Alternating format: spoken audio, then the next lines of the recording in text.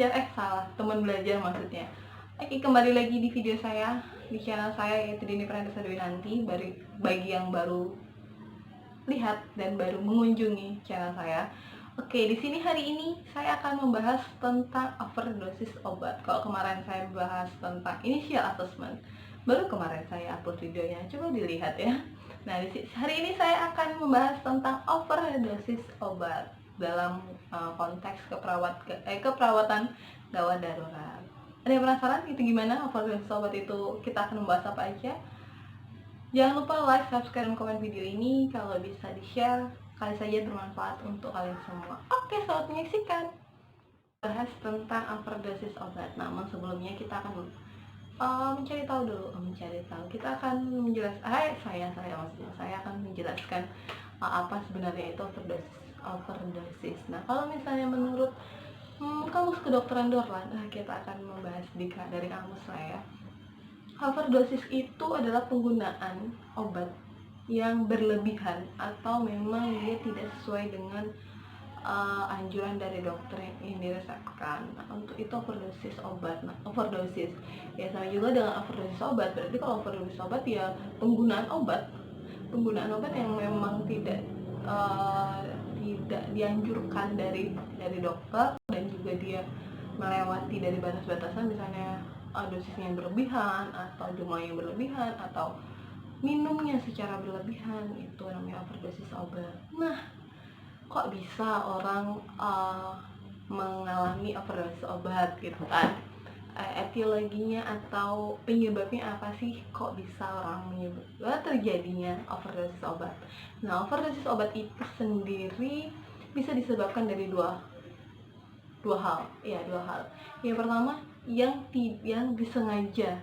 Nah, overdosis obat yang disengaja ini adalah ketika seseorang atau seorang lah ya, misalnya seorang ingin menyakiti dirinya sendiri atau ada rencana untuk mengakhiri hidup, bisa dibangun diri dengan meminum obat-obatan secara bersamaan. Nah, itu adalah penyebab overdosis obat yang disengaja. Nah, kalau tidak disengaja itu misalnya dia memang punya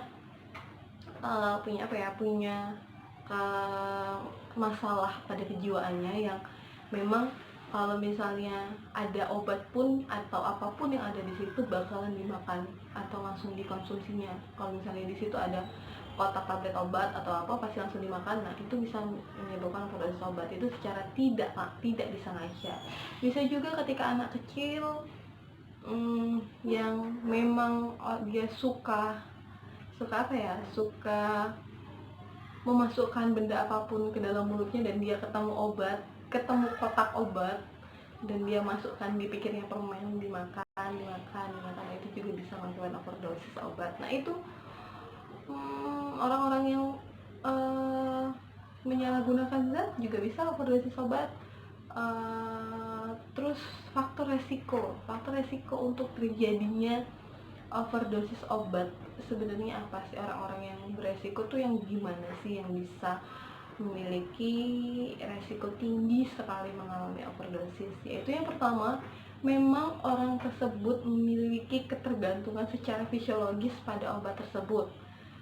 Terus juga orang yang memang dia menyalahgunakan obat.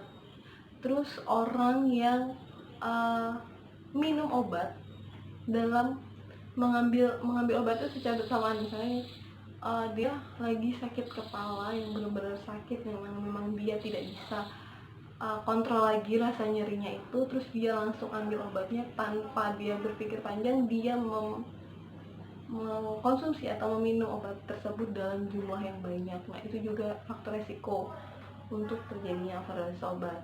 Terus juga ada yang mengkonsumsi obat secara bertahap, tahap dia meningkatkan dosisnya secara mandiri, maksudnya bukan dalam anjuran dokter, dia meningkatkan overdosis, meningkatkan dosis obat tersebut. Misalnya nih, anaknya panas, jadi dia berikan paracetamol, tapi tapi dianjurkan dari bidan atau dari puskesmas atau dari dokter atau dari rumah sakit, paracetamol diberikan setengah tablet. tapi dia memberikannya 1 tablet karena menurut dia 1,5 tablet tuh nggak menurunkan panas. Terus pas dia kasih 1 tablet lagi, oh panas, tapi kok panas lagi ya, dalam waktu yang memang misalnya diberikan jangka 8 jam dia baru minum obat lagi, atau 4 jam dia baru minum obat lagi. Ini enggak, 1 jam kemudian dia panas, terus turun, terus panas lagi, dia berikan obat lagi. Nah itu menaikkan dosis secara bertahap. Juga ada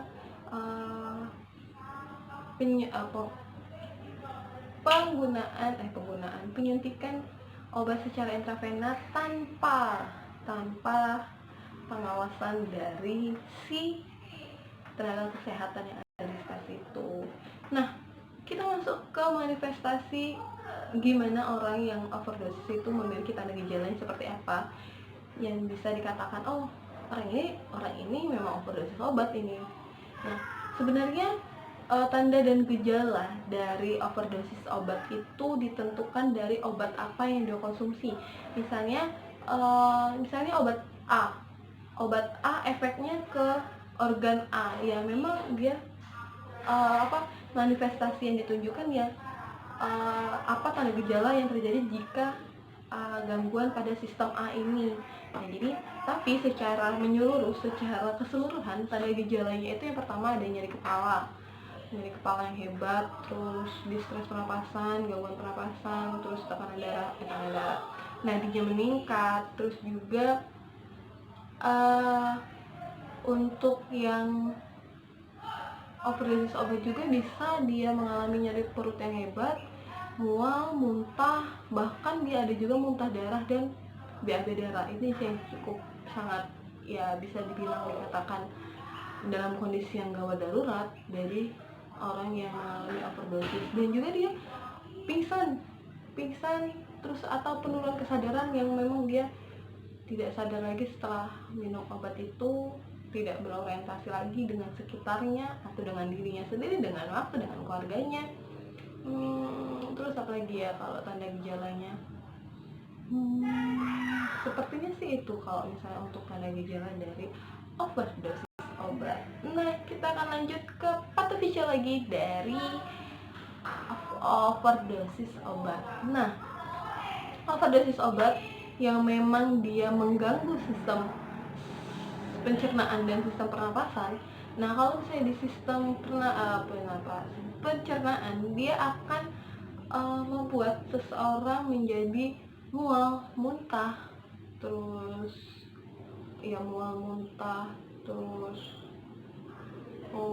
nyeri perut. Nah, itu diakibatkan kalau misalnya memang dia ke organ ke saluran pencernaan.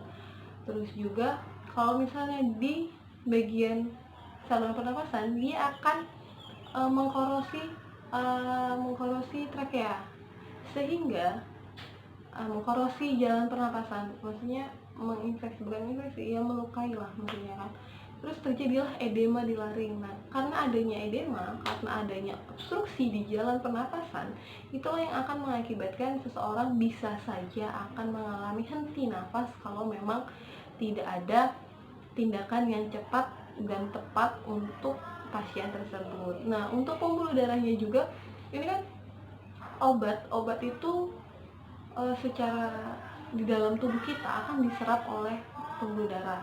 Nah, dari pembuluh darah inilah yang akan nanti kalau misalnya diserap obat secara dalam jumlah yang banyak, itu akan mengakibatkan saraf otonomnya akan mengalami gangguan. Nah, dari gangguan inilah yang mengakibatkan beberapa yang berefek pada kinerja dari sistem saraf otonom ini. Selanjutnya kita akan membahas apa lagi ya? Pengertian, etiologi, faktor resiko, manifestasi, patofisiologi sudah kita bahas. Sekarang kita masuk ke komplikasi apa sih yang sebenarnya ada di overdosis obat. Komplikasi dari overdosis obat. Nah, komplikasi yang pertama adalah tadi di tanda gejala pasien tersebut mengalami muntah. Nah, kalau misalnya muntahnya tidak diberikan tindakan, misalnya dimiringkan atau biasanya kalau orang muntah, tindakan dilakukan adalah memiringkan kepalanya ke samping biar muntahan apa yang dimuntahkan itu tidak masuk lagi ke dalam tubuh, dan bisa saja nanti tersedak karena dia masuk ke saluran pernapasan, nanti jadinya terganggu deh jalan napasnya. Nah, yang kedua adalah adanya peningkatan pengembangan dari ritme jantung. Jadi irama jantung itu tidak teratur, sudah tidak teratur, dan bahkan nantinya kalau misalnya memang tidak diberikan tindakan yang tepat, itu akan mengakibatkan hentinya jantung. Nah, yang ketiga adalah pasien tersebut mengalami pernapasan yang tidak teratur, yang bisa dikarenakan masalah bekakan yang sudah dikatakan di patofisiologi tadi, atau karena muntahan yang dia tersedak tadi, bahkan juga penapasan pada orang overdosis yang tidak diberikan tindakan yang cepat juga akan mengakibatkan hentinya pernapasan. Dan selanjutnya adalah adanya perubahan suhu tubuh. Perubahan suhu tubuh tadi ada di tanda gejala, karena di sini akan terjadi penurunan suhu tubuh secara signifikan. Nah, dan juga misalnya pasien tersebut tadi kan ada muntah, mual, diare, lain-lain. Kalau misalnya memang dia secara jumlah banyak yang dia muntahkan atau yang dia keluarkan dan tidak diganti cairan yang ada di dalam tubuhnya itu tadi, nah maka itu akan mengakibatkan dehidrasi. Nah, dehidrasi yang tidak diberikan tindakan secara cepat akan mengakibatkan pasien tersebut bisa mengalami kejang. Nah, dan juga dari overdosis juga bisa mengalami kerusakan otak. Nah, kerusakan otak inilah yang akan nantinya meningkatkan resiko dari kematian. Kita lanjut ke penata laksanaan dari overdosis obat. Penata laksanaan yang pertama adalah mempertahankan jalan nafas dan ventilasi pernapasan, karena seperti tadi yang dibilang, kalau misalnya di saluran pernapasan ada korosi di trakea yang mengakibatkan pembengkakan, dan itu akan mengganggu jalan pernapasan yang akan membuat pasien sesak dan jalan napasnya tidak paten, dan juga mungkin juga dikarenakan adanya muntahan yang masuk ke dalam saluran pernapasan, itu juga bisa tersedak karena muntahan dia sendiri.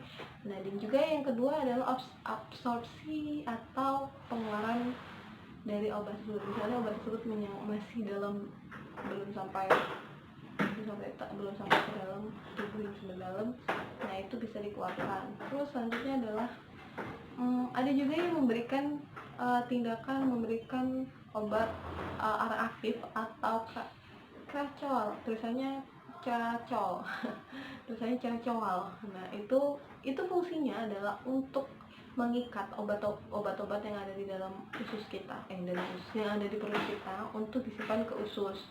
Nah, dari obat-obat yang diikat tadi ini akan dikeluarkan bersamaan dengan tinja. Nah, karena memang seharusnya secepat mungkin dikeluarkan, maka pemberian ARA aktif ini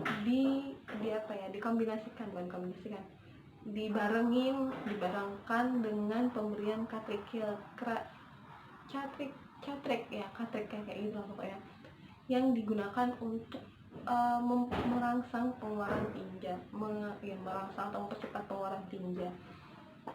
Terus juga lanjut ke penatalasaan sudah, komplikasi sudah, terus lanjut ke pencegahan. Nah, tindakan apa yang bisa kita cegah untuk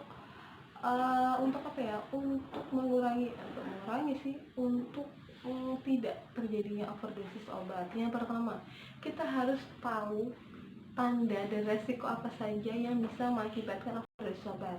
Yang kedua, mengetahui obat dan dosis obat yang akan kita konsumsi. Yang ketiga, menghindari menggunakan obat yang terlalu banyak. Kalau memang yang dirasakan segitu, tidak boleh ditambah. Tidak dianjurkan untuk menambah obat-obat yang lain. Terus juga yang terakhir adalah mulai dengan dosis yang paling rendah, jangan langsung ke dosis yang paling tinggi, karena itu akan mengakibatkan gangguan yang berbeda lagi.